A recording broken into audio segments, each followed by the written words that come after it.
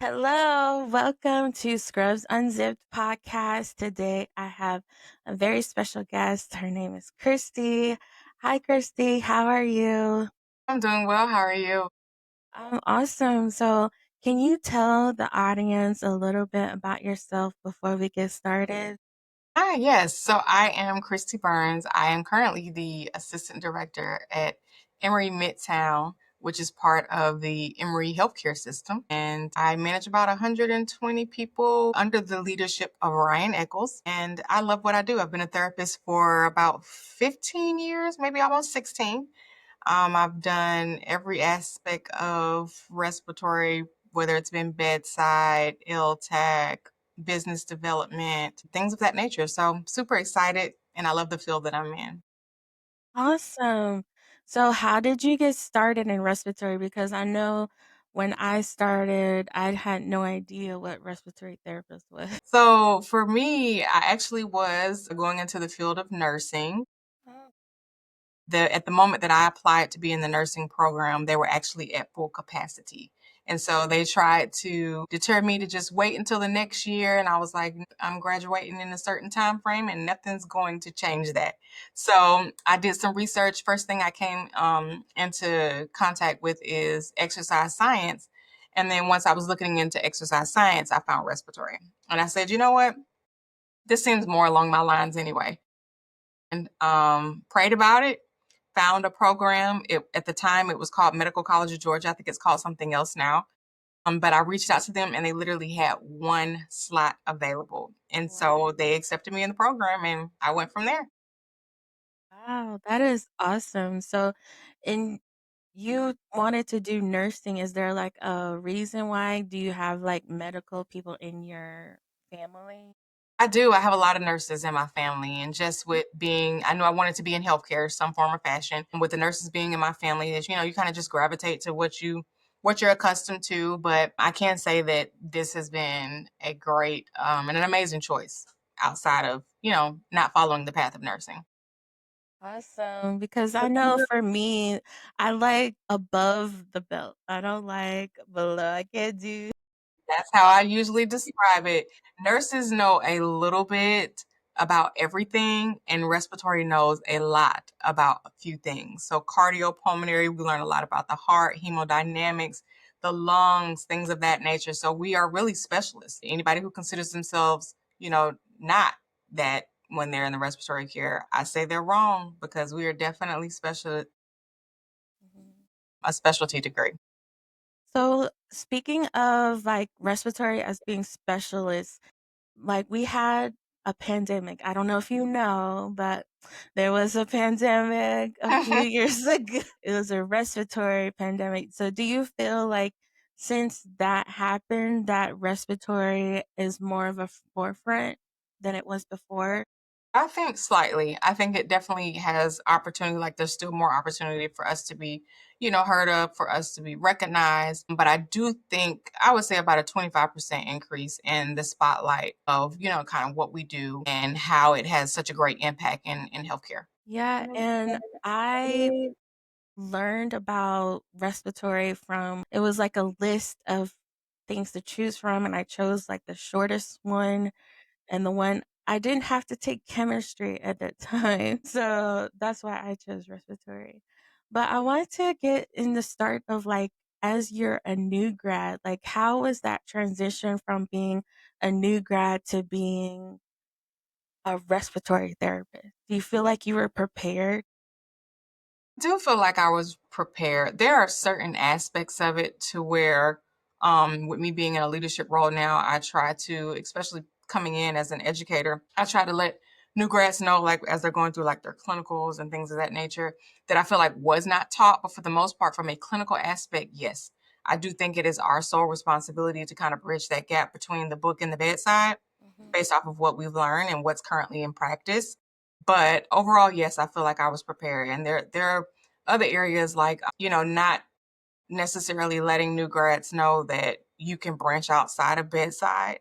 And so I've actually written a couple of, I wouldn't say like articles or anything like that, but just informational sessions that kind of encourage people to look beyond, or I called it breathe beyond the bedside, to where I've done home infusion, and that's not common for a respiratory therapist. I've done the business development side of long term acute care, where it's not necessarily fully bedside, but it's more so marketing and sales and things of that nature. And that's what they don't talk about in school.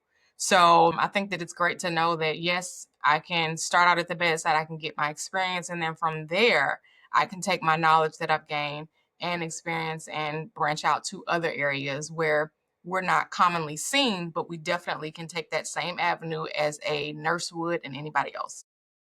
That is very interesting because I never you don't really hear about other careers besides bedside. I know like PFTs and sleep study, but it's very interesting you said about infusion and stuff. Can you tell me a little bit more about that? Yeah, so I initially branched out from bedside. I was extremely nervous. I'll never forget the day. I actually was a therapist over at Wellstar Douglas at the time, and from there, I had heard about a senior clinical liaison position over at the long term acute care facility, which is LTAC, which we're familiar with because we send patients there from the acute care setting. However, it was for the business side, so actually marketing the services that the LTAC provides and using your clinical background in order to make sure that the patient meets qualifications, having conversations with the loved ones, the family members, those who are the decision makers on behalf of the patients if they're not able to speak, for themselves. And so I did that for a little bit, and then I honestly really enjoyed it. I had the some familiar areas that I had to like build relationships with and get acclimated with different stakeholders from other hospitals in order to like get referrals and things, because what people don't realize is that the acute care setting, when you go there, it's like going to the emergency room. It's the different hospitals that are around here. But when it comes to LTAC and those specialty places like rehabs and things of that nature, it's usually referral driven. So if I don't receive a referral, then we don't get the business. And then it kind of just trickles down from there. So learning, excuse me, the business side of things, learning how to built those relationships, and then becoming so well at it that I was recognized to become a trainer for it. And also insurances, you have to know a lot about insurance because there's certain insurances that you don't take. So yeah, I had the clinical background to say whether or not they meet qualifications, but it was so much bigger than that. And so I worked my way up to becoming the director of business development, and that was something that I thoroughly enjoyed. And so I was part of the corporate team there. And I had the market of Atlanta, and from there I ended up going into something similar, which is for Pruitt Home Health, which is the home infusion portion. So same thing. You have a clinical background. You're able to use that knowledge to become more so of a liaison. At that particular facility, I was a regional account executive. So myself and a smaller team were going out and seeing if people were eligible to get to receive home infusions. So that was where I learned a little bit more about TPNs, tube feedings, the different types of TPNs and different type of tube feeds. I also learned a lot about chemo, radiation, things of that nature that a respiratory therapist at the bedside, that you're not going to see that. And that's not a common practice of ours. You may learn about it because you've taken it upon yourself to, expand your knowledge, but it just doesn't come with the territory of respiratory. So branching out and doing that and, doing well and having the sales portion of, meeting your goal, the different referrals that you would have monthly. So like I said, totally different aspect of respiratory. And I wouldn't even really call it respiratory. It's just that my background allowed me to be able to step into those areas. So that's kind of generally what it was about. So, what gave you the idea to branch out? Like, were you presented with the opportunities or did you go out and seek them? So I was presented with an opportunity. I can't even say that I went out and seeked the first opportunity because I didn't know about it. I was one of those individuals who thought that bedside was it. I either work my way up in the hospital and I go from there, and then that's kind of where I stand, and that's it. I may can be able to branch out to a clinic or two, but the opportunity presented itself to me. The individual who brought it to my attention was like, you're real personable. You got to be friendly in this position. You learn quickly. So they saw potential in me that I didn't see in myself. But then the opportunity came about, and I said, hey, I'm going to go for it. I mean, what's the worst that they can say? Um, After I received that opportunity, I did go out and seek the regional account executive opportunity, because now I knew I had the experience under my belt. And so I was able to make myself more marketable and go out there and kind of do things on my own. Wow, that's amazing. Like, that's so amazing. So how do you, since you are more, you have a different position now, how do you relate to your employees who are working at the bedside and you are in a different role? So I'm able to relate because I always go back to where I started. There were things that I saw as a therapist, for instance, working night shift for almost 10 years. I never saw the director. They probably didn't even know my name, things of that nature. And I always said that, oh, if I ever go to day shift, it's going to be in a leadership position. So that was something that I was manifesting back then that I didn't even realize that I was manifesting. So sure enough, the day shift positions that I pretty much held have been leadership positions. And so I'm able to kind of just draw back to my experience, kind of be relatable in the sense that, I've been there and I've done that. This is what I've learned. And I literally just told one of our supervisors the other day, I gave real life experiences. The Kristi that you met at the bedside, or the Kristi that was at the bedside, is the completely different Kristi and has evolved into a different Kristi that is a leader. And, I think that just goes into me finding my leadership style, being more adaptable and flexible to the different situations, which is basically situational leadership and servant leadership. But going back to what I experienced at bedside, taking my experience and then kind of adapting it to the situations that I have now in leadership. So I think that that's what makes me kind of relatable. It makes me be more down to earth, and it makes me, how they always say, don't forget where you came from. I truly believe in that. Like, I'm not driven by title. I believe that actions speak louder than words. So, I try to give, relatable and real life examples to things that I say. And then I also believe that, I never want to ask anybody to do anything that I wouldn't do myself. So I think that that makes a huge difference. And that comes from, me, like I said, going back into my experience when I was a bedside therapist. Do you miss the bedside? At times I do. There's a certain population I miss more than another population. So I was mainly a NICU therapist. I went and became a NICU pediatric specialist because I love the NICU so much. But at times I do. I miss the interactions with the family members. I miss, making people feel loved. But I feel like I do it now, but in a different way. Because when it comes to even the therapists here and the work that they do at the bedside, how I make them feel, what impact I have on them as their leader trickles down into me and to how they perform, what the morale and culture is for the department. And when you love what you do and you love where you are, it shows in your work. And I think that it starts at the top. So although I'm not the top, I'm the assistant to the top. It makes a difference in how I perform, how I act, how I make people feel. And then it trickles down from there. So where do you get your inspiration to be this great leader? Like, do you have mentors or? Currently don't have a mentor that I can just name off the top of my head, but there are people that I confide in. There are people that I feel like I can call who would give me sound, genuine advice. I've always gravitated more so to individuals who could be honest and be real, because I'm a very transparent person. And I just, try to make sure that even though I don't have, like I said, someone that I call a mentor, I'm in the process of actually getting an official one, that I go back to the relationships that I have built or the people who taught me. I can reach back out to them. So there hasn't been a place that I've worked here, and I've worked pretty much everywhere but Grady, where I have severed a relationship and not been able to, go back and navigate and ask questions and kind of go from there. So my inspiration is not only the individuals who invested their time and their value in me, but also outside people who have nothing to do with healthcare, so, the Oprahs, the Michelle Obamas, and then, God, I pray and I ask for guidance. I seek, him and whatever it is that I'm doing. I'm not perfect by any means, but those are some of the things that I do and some of the things that help lead and guide me, throughout this role that I'm in. That's awesome. And how do you, like, do you do your own personal development to help prepare you to be a leader? I do. I have and read some leadership books. There are other podcasts and things that I have listened to. There are other like John Maxwell, people that you can follow like on LinkedIn who provide inspirational quotes. I do affirmations daily. I have little stickers around my office that remind me of different scriptures of, what God says I am and who he says I am as an individual, to kind of like, because you're always going to have challenges, but it's always good to have that little reminder um around you when you are in any environment.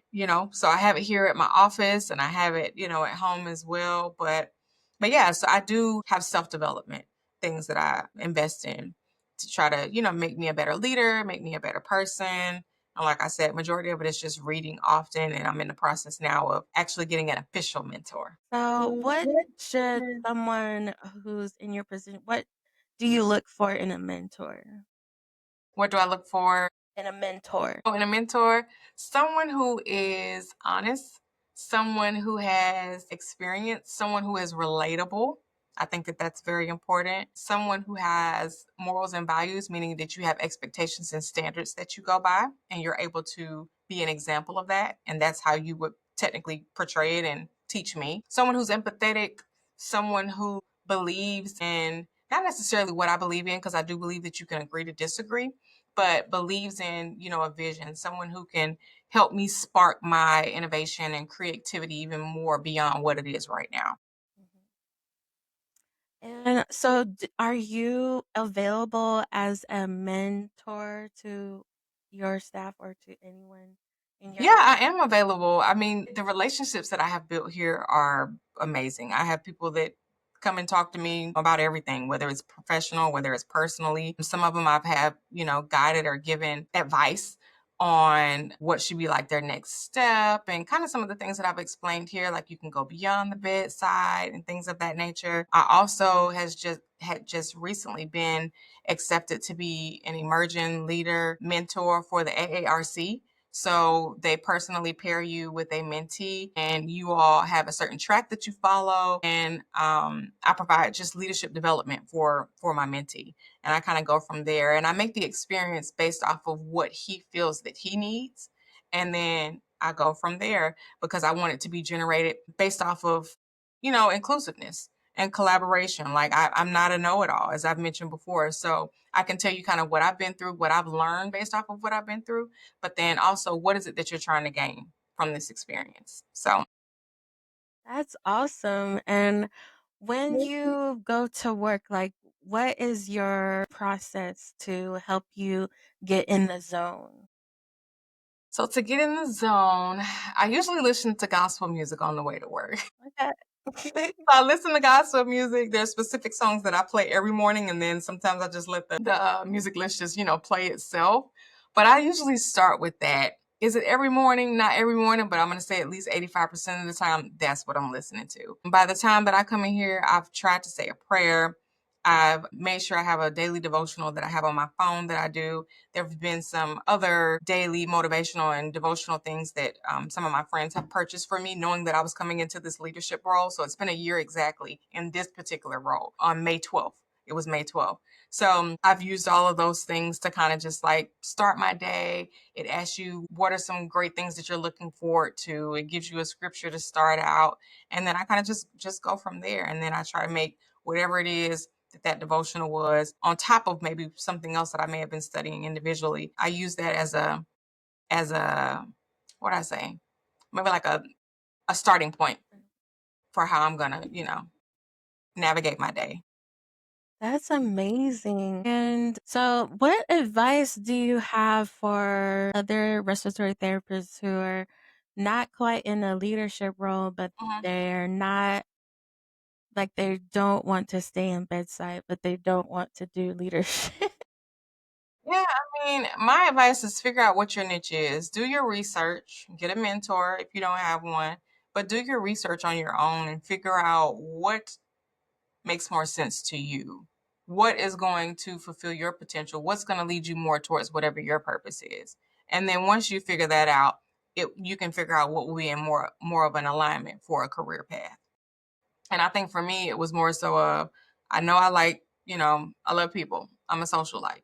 So I love to make people feel good. I'm super empathetic, almost to the point where I think I may be like partly an empath. but in a good way to where I've created boundaries and standards, and that's something that you evolve and you grow in. As you age, and that's something that has happened with me within my career. But yeah, so that would be what I would say. And then, so I would use me as an example. Like, I've been a therapist for 13 years, Mhm. and I like the thought, like, I'm a leader in like the mental health aspect of wellness for employees, not necessarily like leadership as in like clinical. So I just have like I don't know, like I'm not passionate about that type of leadership. I'm only passionate about the leadership in employee wellness. And I just know, like, for me personally, like, I have a story about how during the pandemic it really yeah, I call it like my breakthrough moment. And I was able to break through and realize that I need to do the things that are helpful for me and also helpful for others. And in that process, I found like people have passions outside of work. So, what is your passion outside of work? So outside of work, and a couple of my, a couple of the team know this, and a couple of my other colleague respiratory friends before I even, got in this role know it, but I'm actually a chef as well. So I love to cook. I love to watch people or, look at people enjoy what I cook. But that's a passion of mine. So I've done, and I actually created a business from it as well. So I've catered like weddings and bridal showers and baby showers and different things of that nature. Every now and then I would bring something up to the team. I haven't really done it in this position currently, but I used to bring stuff up to the department and things of that nature. And hey, taste this. What do you think about this? So I really enjoy cooking. That is so cool. Like, what type of food do you cook? Like, how did you learn how to cook? So I learned how to cook from my mom. I learned how to cook from my grandmother. And so they've been super supportive, just professionally and, from my entrepreneurship journey as well. But I learned from them. I learned from my mom mainly, but I know that some of those recipes are my grandma recipes for real. So I kind of just revamped them and went from there. My cuisine initially started out as all vegan because I have some personal allergies that I deal with myself. Everything is vegan, and then I just recently branched out and just said I can do it all because that's kind of how I grew up, is cooking everything. And so I said I don't want to be an individual who is preaching don't limit yourself, but then I'm limiting myself and what I do. So I said, I'm going to open it up. And honestly, even the customers and clients that I had who were enjoying some of my vegan options, they were not vegan. So it's still amazing to see that, people will support you when your stuff is good.